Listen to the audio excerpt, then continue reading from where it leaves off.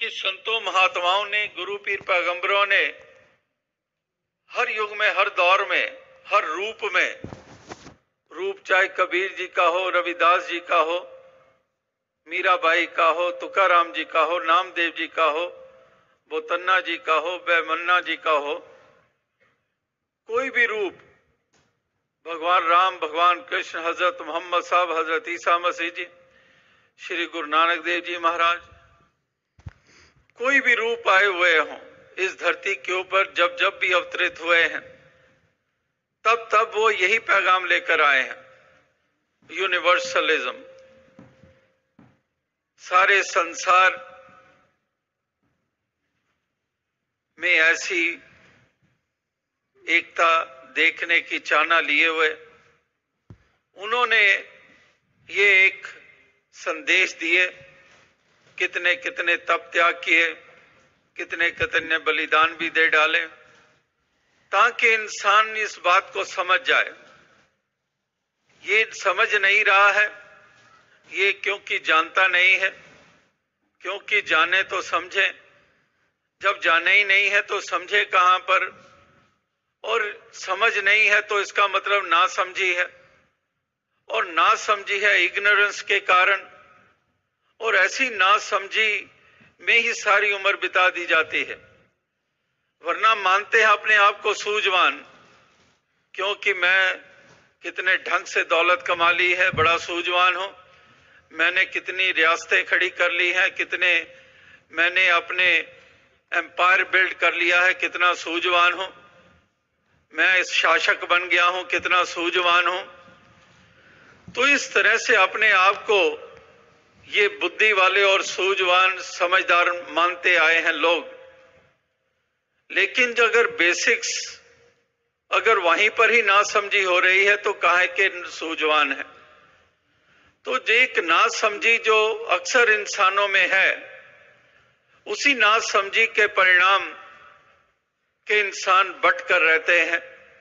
इंसान इंसानों के प्रति एक वैर का भाव रखते हैं, जलन का भाव रखते हैं। इंसान सच्ची दौलत को अपनाने की बजाय इस झूठी दौलत के कारण अपनों को पराया बनाते चले जाते हैं, चतुराइयां चालाकियों का सहारा लेते हैं, कनिंग वे से क्लेवर बनकर ये दूसरे का हक छीनने में लगे रहते हैं। यानी कि इतनी बड़ी नासमझी इंसान करता चला जा रहा है, और ऐसी नासमझी वालों को कभी भी परवानगी नहीं मिली है। इस आध्यात्मिकता में कल्याण का मार्ग ये बताया नहीं है। कल्याण का मार्ग या कबूल वही समझ मानी गई है जो वास्तविकता में ये एक समझ रख लेती है कि वाकई परमपिता हमारा एक है और हम सारे बंदे इसी के संतान हैं। हर घट में आत्मा है, इसी की अंश बसती है, और इस प्रकार से एक मानव परिवार का हम सब अंग है। ये समझ जहां जहां स्थापित हो जाती है वही सबसे बड़ा सूझवान माना जाता है, वही दाना बीना माना जाता है। उसको मूर्ख वो कहते हैं जो आप मूर्ख होते हैं, जो आप नहीं समझे इस सत्य को, जो आप भी रीति रिवाजों में पड़े हुए हैं, जो आप भी केवल रिचुअल्स में पड़े हुए हैं, जो आप इस हकीकत सच्चाई को जानते नहीं हैं, वही राह पे चलने वालों को कुराइया कहते रहे हैं। लेकिन जो जान जाते हैं वो फिर उसी डगर पर चलने वालों को पहचान जाते हैं कि वाकई इसने बात समझ ली है, ये जो पते की बात है इसकी समझ में आ गई है, इसकी दृष्टि बन गई है, वो जो सबको अपना करके देखते हैं। तो इस तरह से ऐसे अवस्था वालों का जब जब भी फैलाव होता है वही वास्तविकता में धरती के लिए वरदान होता है। तो इसी कोशिश, इसी जतन में लगे रहते हैं कि उजाला स्थान स्थान के ऊपर स्थापित होता चला जाए, इंसानों के जीवन में ये उजाला आता चला जाए, ये जागृति आती चली जाए, ये गफलत की नींद से उठते चले जाएं, ये एक हकीकत और सच्चाई में स्थित होते चले जाएं, छोड़ दें ये वैर वास्तव का रास्ता और चल निकले प्रेम के मार्ग के ऊपर। प्यार बांटते चले जाएं, प्यार करते चले जाएं, हितकारी बनते चले जाएं। ना देखें कि ये पराया है या कोई रिश्तेदारी के कारण अपना है या कौम के कारण अपना है या भाषा के कारण अपना है। ये पैमाना ना रखते हुए हर किसी को प्यार देते चले जाए। ये तमाम भक्त संत गुरु पीर पैगंबर जो कि संसार के अज्ञानता वाले कभी भी वो इस तरह से नहीं कर पाते हैं। पहले तो प्यार होगा ही नहीं, अगर हो भी है तो वो छोटे से दायरे में सीमित रह जाएगा, वो केवल लिमिटेड रह जाएगा। और उसमें से भी एक परिवार के भी बारे में सोचे कि परिवार को प्यार करता है, एक इकाई को, वहां पर भी देखा गया है कि सारे परिवार को तो क्या प्यार करेगा, अपने आप के साथ प्यार करता है, प्राथमिकता प्रेफरेंस अपने आप को देता है। वो परिवार को भी प्रेफरेंस देने को तैयार नहीं है तो समाज और संसार तो ये दूर की बात है। मुल्क देश, जिस देश के प्रति प्रेम के बड़े नारे लगाते हैं, वो सब कुछ उसके कोई हमें प्रमाण नहीं मिलते हैं कि बड़े देश प्रेमी हैं, बड़े हम समाज के हितकारी हैं, बड़ा परिवार के प्रति हमारे मन में अपनेपन का भाव है। वो सब देखा गया है कि वहां पर केंद्रित हो जाते हैं केवल और केवल अपने ऊपर। वही गरज, वही खुदगर्जी, वही प्रबल होती है। तो यहां पर यूनिवर्सलिज्म की बात हो रही है कि सारे संसार को अपना मानना, और कहां पर मैं आप अपने इंडिविजुअल से ही बाहर नहीं आ रहा हूं, अपनी इंडिविजुअलिटी से ही बाहर नहीं आ रहा हूं, मैं परिवार के प्रति भी त्याग करने का भाव नहीं रखता हूं और समाज में तो शोषण करूंगा ही करूंगा। मुल्क अपने देश को मजबूती तो क्या दूंगा, देश को भी बेच डालूंगा।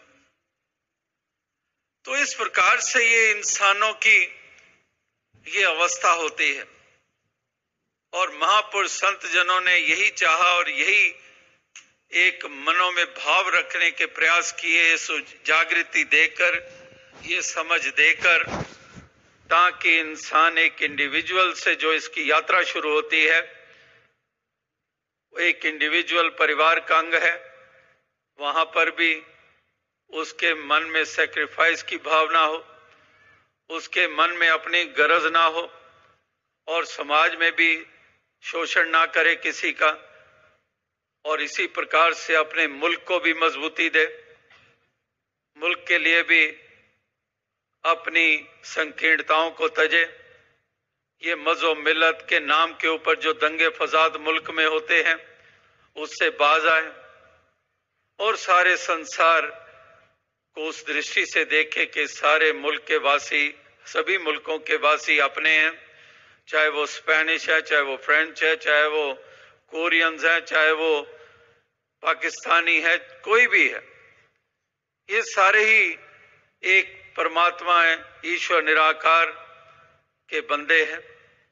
ये एक भाव हमारे मनों में पैदा हो जाए, और अगर इसी की कमी रही हमारे जीवन में तो जो हो रहा है वो तो हो ही रहा है और उससे कहीं पर सुकून और चैन मिल नहीं रहा है।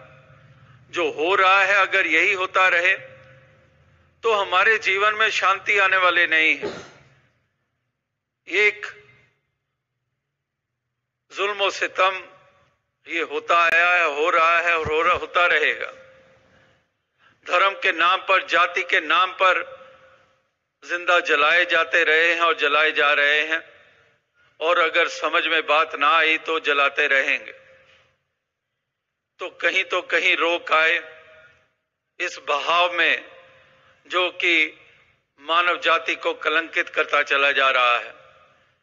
कहीं ना कहीं तो ये बहाव थम जाए। जो बहाव ऐसा है जिस तरफ से जाता है, गुजरता है, जैसे बेकाबू कोई नदी होती है जिसमें कि इतने ज्यादा पानी आ जाता है और वो अपने बहाव में क्या क्या बहा के ले जाता है, उत्तराखंड में हमने देखा है। जहां जहां पर भी ऐसे बहाव आते हैं हमने देखा है, सब कुछ नष्ट करके आगे निकल जाते हैं। तो ये भी एक बहाव जो बह रहा है, ये एक संकीर्णता वाला, ये शैतानियत वाला, ये हैवानियत वाला, ये खुदगर्जी वाला, ये हिंसा वाला, ये अगर बहाव बहता रहा तो कुछ बचेगा नहीं। तो इसीलिए महापुरुष संत जन ये प्रयास करते आए हैं कि इंसानों को बात ये समझ में आ जाए कि अगर हम उसी रास्ते पे चलते रहे, उसमें अपना भी नुकसान है और औरों का भी हम नुकसान कर रहे हैं। और अगर बात समझ में आ गई तो अपना भी उद्धार कर लेंगे, औरों के लिए भी हम सुखदायी बन जाएंगे, औरों के लिए भी हम वरदान बन जाएंगे।